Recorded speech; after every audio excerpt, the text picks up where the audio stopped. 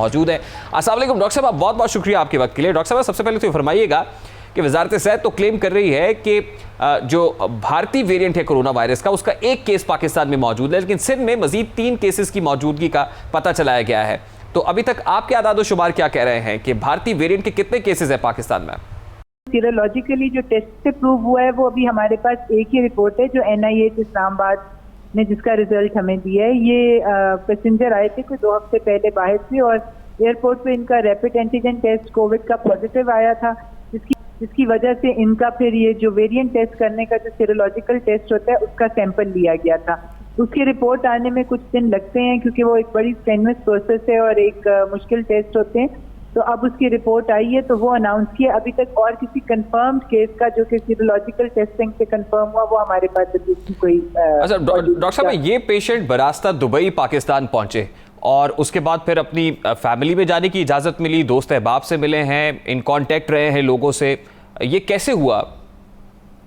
देखिए जी, उसूली तौर पे तो जिनका कोविड पॉजिटिव आता है एयरपोर्ट पे उनको बिल्कुल आइसोलेशन का कहा जाता है और उनको आइसोलेशन में रखा जाता है।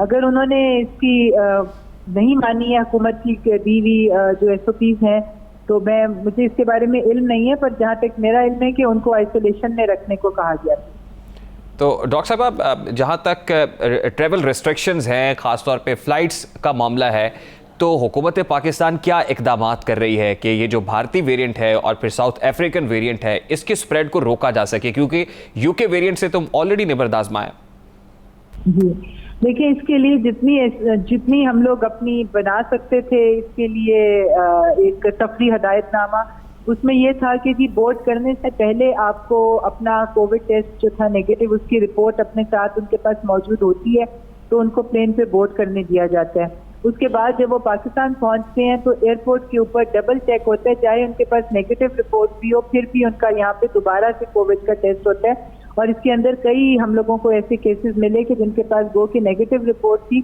मगर यहाँ पर पॉजिटिव आया। एक्चुअली ये जो PCR टेस्ट इसकी रिपोर्ट वो लोग लेकर आ रहे थे, ये दुनिया में कहीं भी 100% जो है वो इफेक्टिव सही नहीं होती, इसमें फॉल्स नेगेटिव के चांसेस होते हैं। एक खास जी मैं इसी तरफ आना चाह रहा था कि इस तरह से जब फॉल्स नेगेटिव आता है तो बड़ी अनप्रेडिक्टेबिलिटी है, कुछ सर्टेनिटी के साथ तो आप नहीं कह सकते।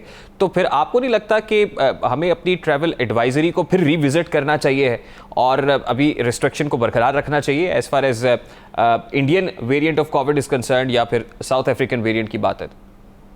जी बिल्कुल, देखें जिस तरह से इंडिया से तो हर किस्म की डायरेक्ट ट्रैफिक जो है, चाहे वो लैंड के थ्रू हो चाहे कुछ हो, उसके ऊपर तो बहुत स्ट्रॉन्ग चेक एंड बैलेंस पे और रिस्ट्रिक्शंस लगाई गई हैं।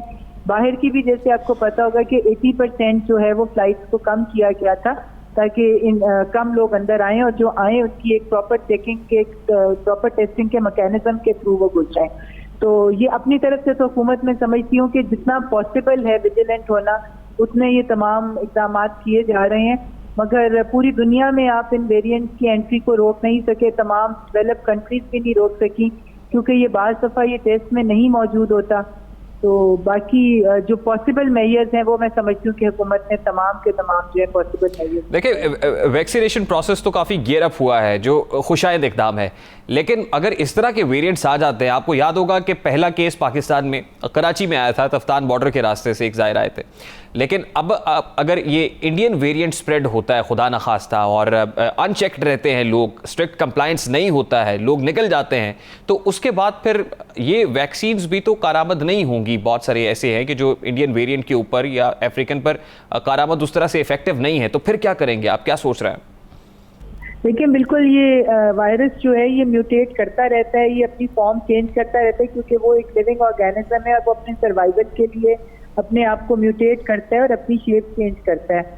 अभी तक जो बाकी वेरिएंट्स हैं उनके ऊपर तो जो डाटा हमारे पास है ये दूसरी वैक्सीन इफेक्टिव थी। इंडियन वेरिएंट के लिए अभी हमारे पास बहुत ज़्यादा डाटा नहीं है, मगर मैं समझती हूँ कि अभी तक जो वैक्सीन बनी है वो इन वेरिएंट्स को कवर करेंगे। बहुत बहुत शुक्रिया डॉक्टर साहब आपके वक्त के लिए। वफाकी पार्लिमानी से